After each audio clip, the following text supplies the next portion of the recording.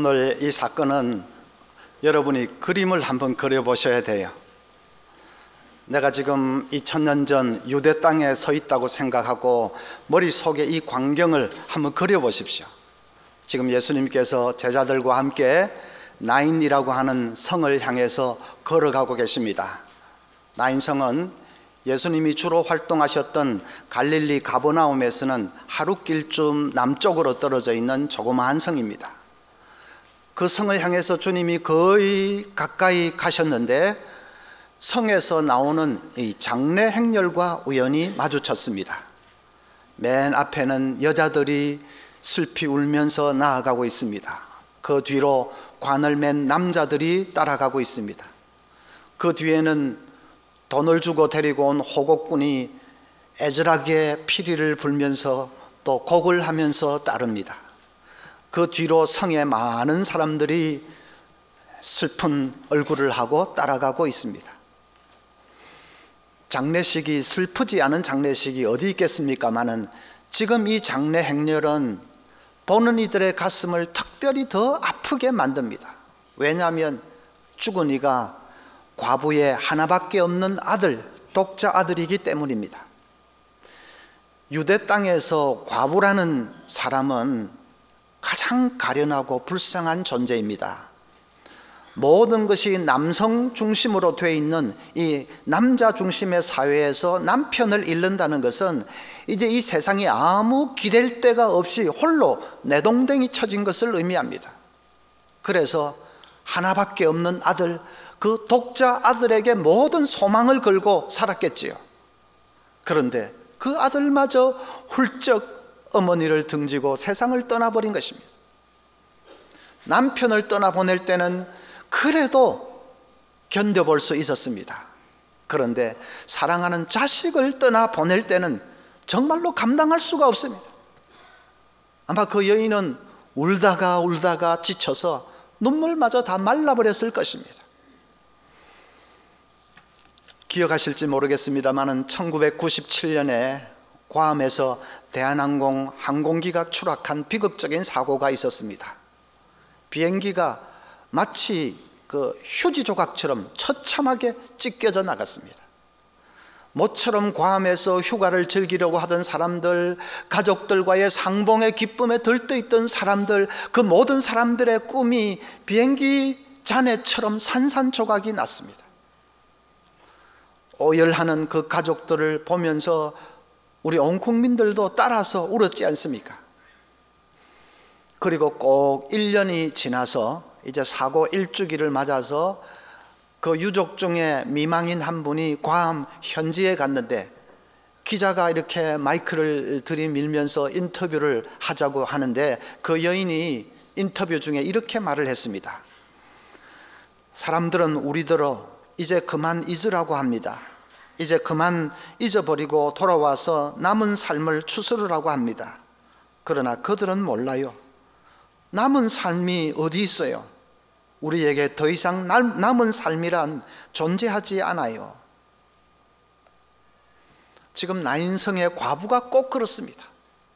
더 이상 아무 남은 삶이 없습니다. 그런데 생각지도 못한 기가 막힌 일이 일어났습니다. 장례 행렬과 마주친 예수님께서 그 행렬을 멈추십니다. 그리고 죽은 자를 향하여 청년아 일어나라 선포하시니까 죽었던 청년이 벌떡 일어난 것입니다. 유대의 장례 풍습은 우리처럼 시신을 나무관에 넣어서 뚜껑을 딱 덮어버리는 그런 식이 아닙니다. 그냥 긴 버드나무 가지로 세공을 해서 만든 큰 이 바구니 같은데 시신을 안치합니다. 예수님이 일어나라 선포하시니까 그 자리에서 벌떡 일어나 앉은 것입니다. 얼마나 사람들이 놀랐겠습니까? 어머니는 믿을 수가 없어서 가슴이 터질 것 같아서 그 살아난 아들을 부둥켜 안고 얼싸안고 뺨을 부벼대고 아마 야단 법석이 났겠지요. 여러분 그 놀라움과 흥분으로 왁자지껄한 그 광경이 머리에 떠오르지 않습니까? 무엇을 느끼십니까? 우리 예수님은 생명의 주인이십니다. 예수 그리스도는 죽은 자도 살려내실 수 있는 전능자시고 생명의 주인이십니다. 요한복음 11장 25절 이하에 예수께서 이르시되 나는 부활이요 생명이니 나를 믿는 자는 죽어도 살겠고 무릇 살아서 나를 믿는 자는 영원히 죽지 아니하리라. 그 말씀을 지금 이 사건이 증명을 해 보인 것입니다. 어린 아들이 아빠와 함께 등산을 하는데 갑자기 우리 아빠가 얼마나 힘이 센지 궁금합니다. 그래서 아빠, 저기 보이는 큰 돌 들 수 있어? 아빠가 그럼 하고는 돌을 번쩍 들어 올립니다. 와, 아빠 힘세다 하고 아이가 환호를 하지요. 아빠가 얼마나 힘이 센지 증명하기 위해서 산에 있는 모든 돌들, 큰 돌, 작은 돌, 모든 돌을 다 들어볼 필요는 없습니다. 큰 돌 하나 들어 보이는 것으로 충분히 입증이 됐습니다. 예수님께서 생명의 주인이신 것을 증명하기 위해서 그 당시에 죽은 사람들 일일이 찾아다니면서 다 살려낼 필요는 없습니다. 과부의 아들 청년 그 하나 살려냄으로써 충분히 증명이 됐습니다. 지금 그 청년은 완전히 죽어 시체입니다. 다 끝났습니다. 누가 그 사망에 움켜진 손을 이 땅에 있는 누가 펼 수 있겠습니까? 그런데 예수님께서 일어나라 명하시니까 사망의 결박이 산산조각이 나고 그 청년이 벌떡 일어났습니다. 우리 주님은 생명을 주관하시는, 죽은 자에게도 생명을 돌이켜 일으켜 내실 수 있는 생명의 주인이신 것을 믿습니다. 여기 계신 우리 성도님들이 다 그 생명의 주인 되신 분을 경험을 했습니다. 우리가 다 그 청년과 같이 다시 살아나는 경험을 했습니다. 예수님을 만나서 그분을 구주로 영접하는 순간에 죽었던 우리 영혼이 다 살았지 않습니까? 우리가 중생한 경험은 청년이 다시 살아난 경험하고 비교하면 그건 뭐 보잘것없는 경험입니까? 아닙니다. 그 청년은 다시 살았을지 모르나 그래서 20년을 더 살았겠습니까? 30년을 더 살았겠습니까? 결국은 죽었지 않겠습니까? 그러나 예수 안에서 중생한 사람은 영원히 죽지 않는 것을 믿습니다. 예수 믿는 사람에게는 영생이 이미 주어졌습니다. 제가 늘 말씀드리지요, 우리에게 죽음이라는 것은 이사가는 것에 불과합니다. 이 땅의 삶에서 저 천국으로 이사가는 것에 불과하지 우리 존재가 멸절되는 그런 죽음은 더 이상 우리에게 존재하지 않습니다. 예수님이 생명의 주인이시라는 것은 마지막 날 그분이 재림하실 때 다시 한번 분명하게 드러나게 될 것입니다. 천사장의 호령과 나팔 소리와 함께 주님 재림하시며 무덤을 향해서 잠자는 자들아 일어나라 말씀하실 때 이 땅의 모든 죽었던 자들이 일어나게 될 것입니다. 이 나인성 과부에게 일어났던 일이 전 우주적으로 벌어지게 될 것입니다. 그때 저와 여러분도 어쩌면 흙으로 돌아가 있을지 모르겠지만 주님의 말씀 한마디에 우리가 다 부활해서 천국에 있는 내 영혼과 결합해서 그래서 영광스러운 몸이 되어 새하늘 새 땅에서 왕노릇하며 살게 될 것입니다. 이제 4월달에 VIP 사랑주일 우리 가지는데 여러분 VIP들에게 담대하게 복음을 전할 수 있는 이유가 무엇입니까?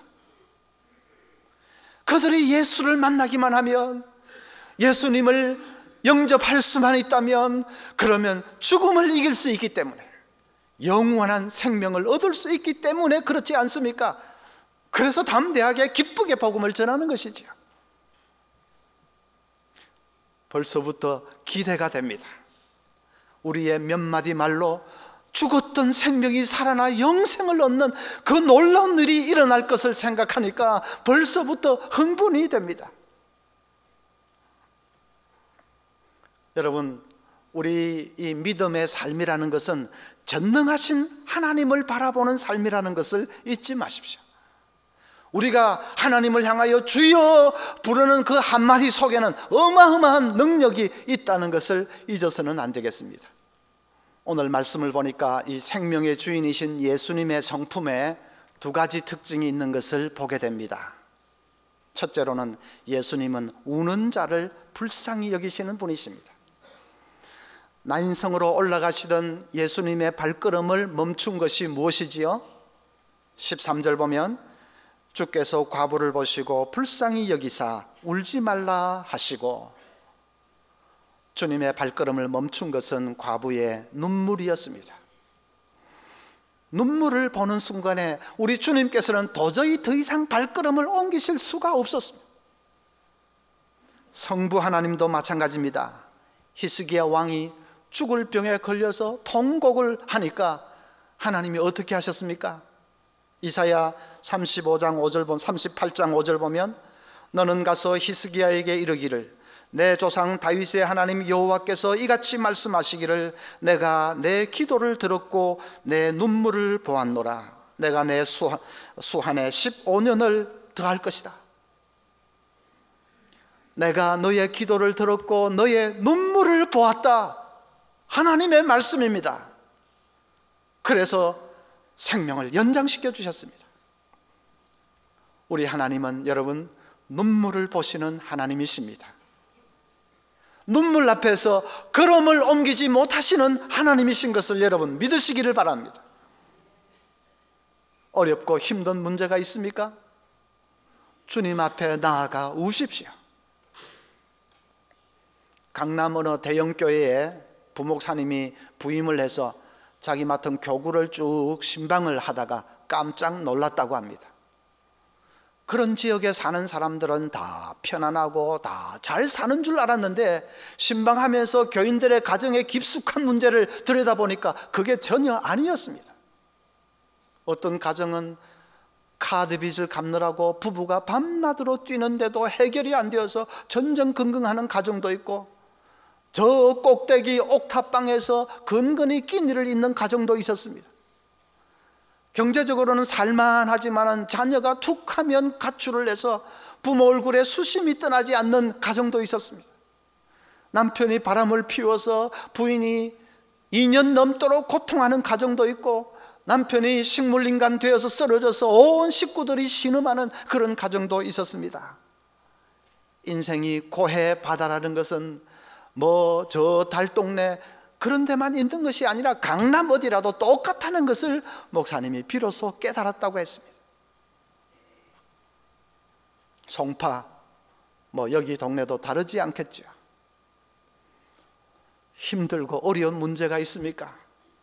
하나님 앞에 나아가서 우십시오. 너무너무 힘들어서 다시 술을 입에 대기 시작했다, 그러면 안 됩니다.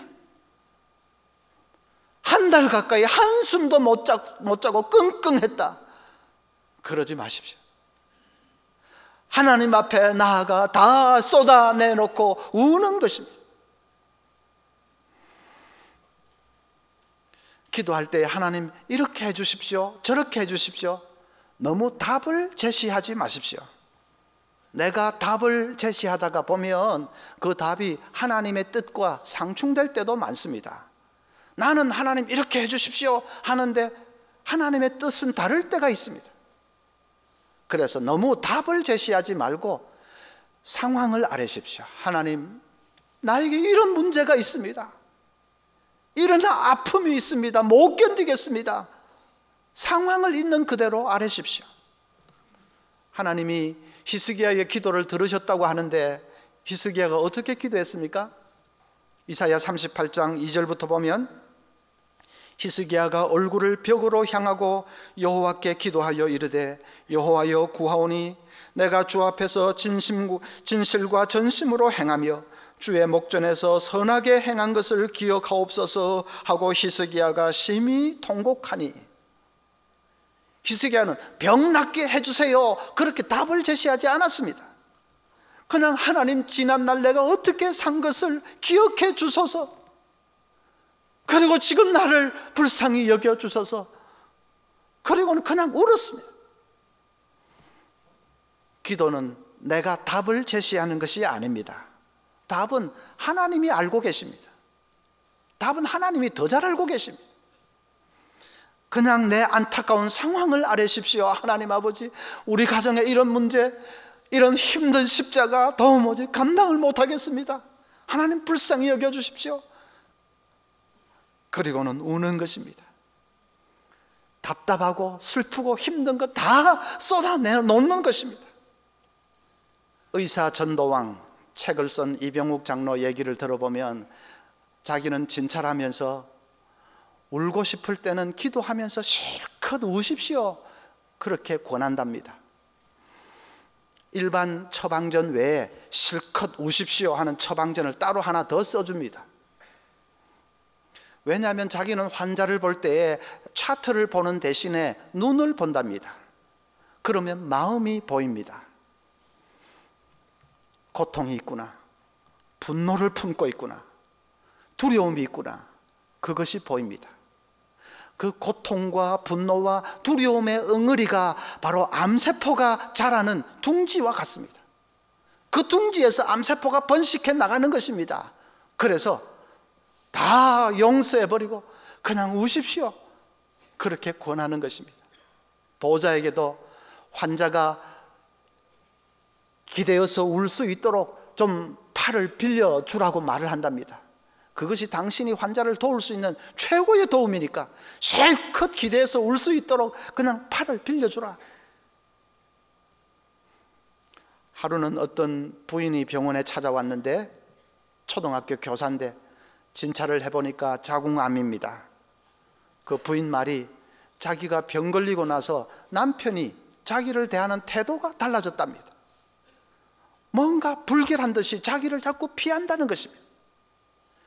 그 부인은 병 때문에 받는 고통보다도 갑자기 돌변해버린 남편의 이기적인 태도에 마음에 더 큰 상처를 받았습니다. 의사 장로님이 미워할수록 병은 더 깊어질 뿐입니다. 다 용서해버리세요. 그리고 하나님을 의지하세요. 그렇게 간곡하게 권면을 했다고 합니다. 그 부인이 세 번째 찾아와서는 자기 속에 엉어리진 것을 다 털어내놓고 그냥 엉엉 웁니다. 한참을 울고 진찰실을 나가는데 얼굴이 그렇게 밝고 홀가분해 보일 수가 없습니다. 장로님이 진짜 실컷 우는 것이 제일 좋은 약이라는 것이 사실이다, 그렇게 확인을 했다고 합니다. 슬프고 답답할 때에 하나님 앞에 나와서 우십시오. 그 울음이 주님의 걸음을 멈추게 할 것입니다. 우리 하나님께서 내가 내 눈물을 보았노라 말씀하실 것입니다. 두 번째로 주님은 우리의 눈물을 씻어주시는 분이십니다. 예수님은 나인성 과부의 그 눈물을 불쌍히 여기고만 계시지 않았습니다. 아들을 살려내어서 그 어미 품에 안겨주셨습니다. 그 가정의 슬픔을 해결해 주셨습니다. 우리 주님은 우리 문제를 해결해 주시는 분이십니다. 동정만 하지 않으시고 해결해 주시는 분이십니다. 기적이 필요하면 기적도 베풀어 주십니다. 우리 눈에 기적이지 천지를 창조하신 전능하신 분 앞에서 그건 기적도 아니고 일도 아니고 아무것도 아니지요.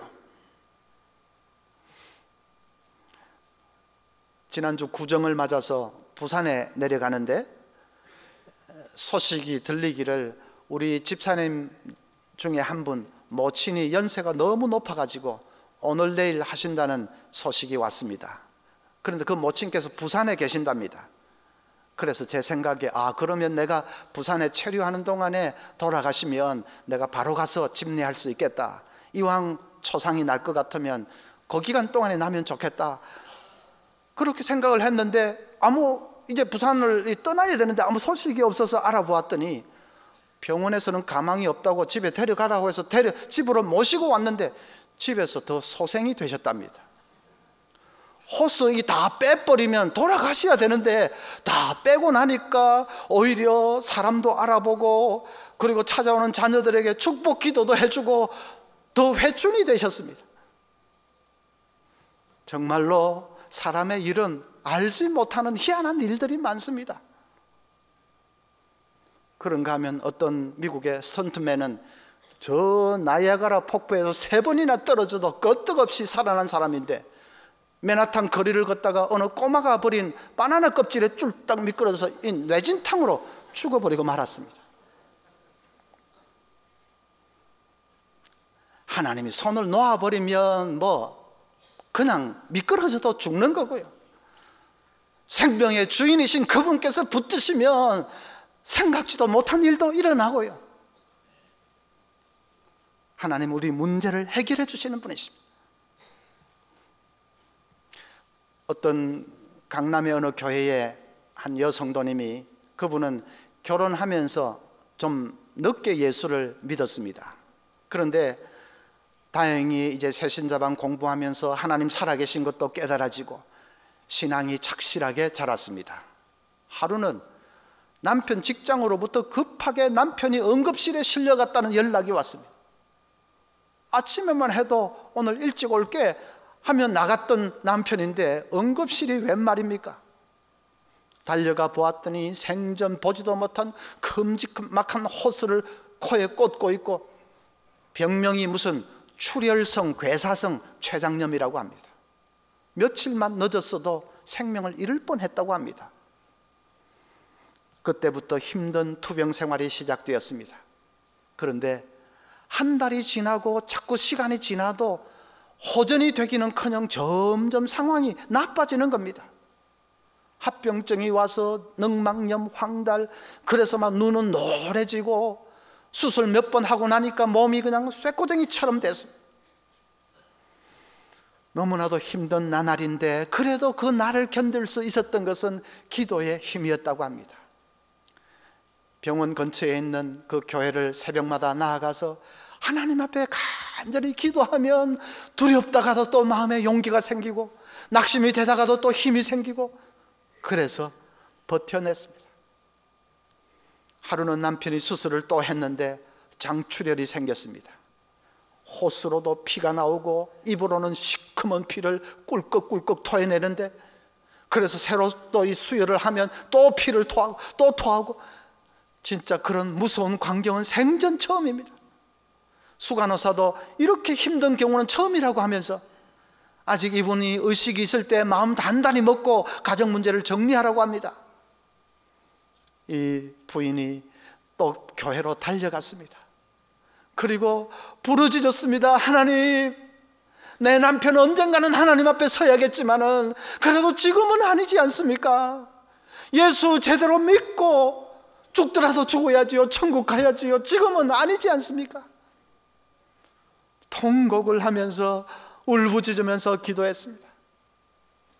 그리고 병원으로 달려가 보니 남편이 살아 있습니다.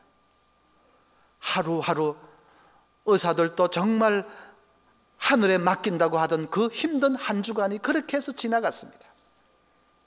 어느 날은 이 부인이 기도를 하는데 이렇게 극한 상황을 수없이 맞으면서도 생명이 꺼지지 않는 것은 하나님께서 내 남편을 붙들고 있는 것이다 하는 새삼스럽게 그 확신이 듭니다. 그러니까 문득 병원을 한번 옮겨볼까 하는 생각이 듭니다. 하나님이 지혜를 주시는 것 같습니다. 수속을 해서 서울대병원으로 옮겼습니다. 한 주간 지났는데 희한하게도 몸에서 나던 악취도 사라지고 그리고 황달기도 점점 사라지고, 물론 거기서도 수술도 하고 고생도 했지만 하루하루 차도가 있어져서 마침내 퇴원을 하게 되었다고 합니다. 그 기쁨은 말로 다 할 수가 없는 것이죠. 그래서 남편도 자기도 교회에서 가장 뜨거운 신자가 되었다. 그 성도님의 간증의 마지막 말이 이렇습니다. 그 무섭고 외롭던 때 정말 주님만이 나의 생명줄이었습니다. 여러분, 생명줄 되시는 우리 하나님은 그 생명의 줄을 결코 놓지 않는 것을 여러분 믿으시기를 바랍니다. 부르짖고 기도할 때, 눈물로 매달릴 때 하나님 놓지 않으신 것을 믿으십시오. 어떤 문제든지 세상에서 헤매지 말고 하나님 앞에 나아가 쏟아놓을 수 있기를 바랍니다.